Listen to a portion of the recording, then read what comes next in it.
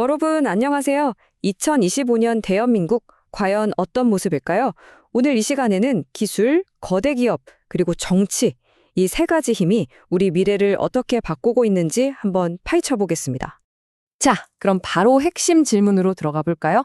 눈부신 기술 발전? 아니면 막강한 영향력을 가진 거대 기업들? 혹은 이 모든 걸 조율하는 정치권? 과연 진짜 주인공은 누구일까요? 이 질문을 머릿속에 딱 담아두시고 지금부터 저와 함께 떠나보시죠. 자, 그럼 먼저 큰 그림부터 한번 보죠. 정부나 주요 기관들이 내놓은 공식적인 미래 예측, 그러니까 일종의 청사진인데요. 과연 2025년에 한국은 어떤 모습으로 그려지고 있을까요? 핵심 키워드는 바로 이겁니다. 디지털 전환의 가속화. 그러니까 자료를 보면요. 거의 모든 산업 분야에서 혁신을 등에 업은 디지털화가 정말 이제 엄청난 속도로 진행될 거라는 거죠. 근데 여기서 진짜 중요한 건요. 이게 그냥 기술이 발전한다 이 수준이 아니라는 거예요. AI랑 빅데이터가 합쳐지면서 금융 서비스 같은 것들이 이제는 완전히 한 사람 한 사람에게 맞춰지는 소위 초개인화 시대로 들어서고 있거든요. 그리고 당연히 기존에 잘 나가던 기업들이랑 새로운 빅테크 플랫폼들 간의 경쟁은 상상 이상으로 치열해질 겁니다. 물론 이렇게 모든 게 연결되다 보니까 어두운 그림자도 생기기 마련이죠.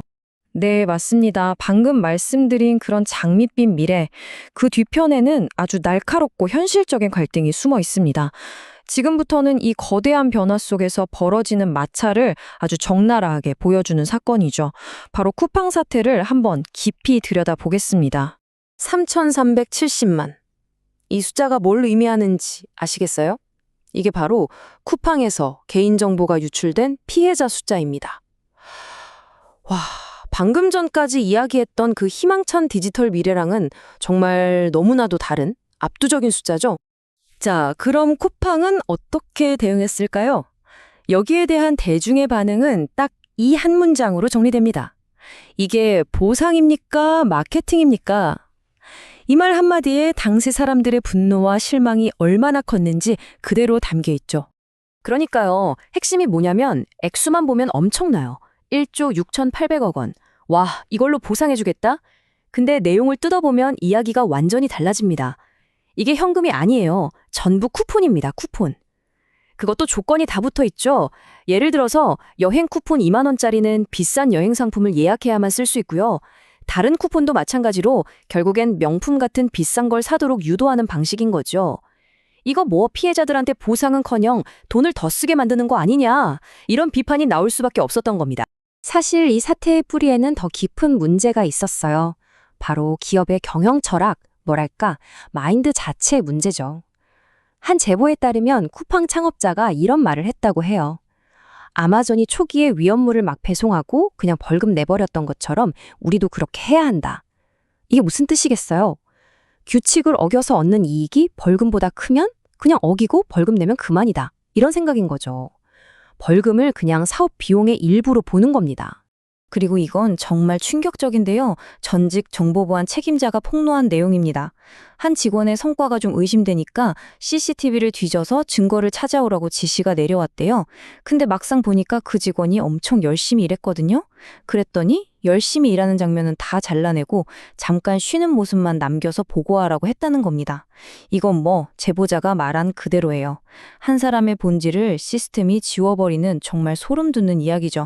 자, 그럼 이런 상황에서 이렇게 거대 기업이 문제를 일으키고 사람들은 분노하는데 과연 대한민국의 법과 정치 시스템은 제대로 돌아가고 있을까요?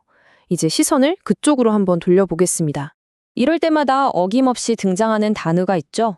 바로 특검입니다. 특별검사. 이게 왜 나오겠어요? 기존의 검찰이나 경찰 수사를 도저히 믿을 수가 없다고 판단될 때 제발 공정하게만 수사해달라는 요구로 등장하는 마지막 카드 같은 겁니다.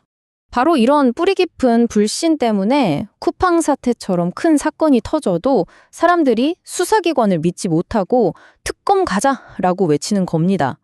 검찰이 연루된 사건은 제 식구 감싸기로 흐지부지 되고 언론도 왠지 모르게 검사들 실명은 쏙 빼고 보도한다는 비판이 끊이질 않죠.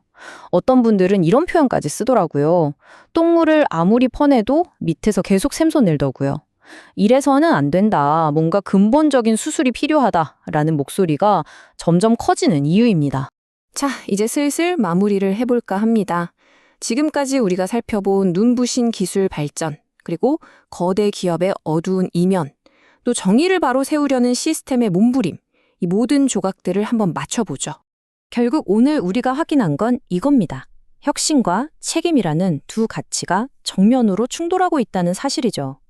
우리 사회는 한편으로는 이 빠른 혁신이 주는 달콤한 열매를 즐기면서도 다른 한편으로는 그 변화를 이끄는 거대한 힘들에게 당신들 사회적 책임은 다하고 있느냐고 아주 강력하게 묻고 있는 겁니다.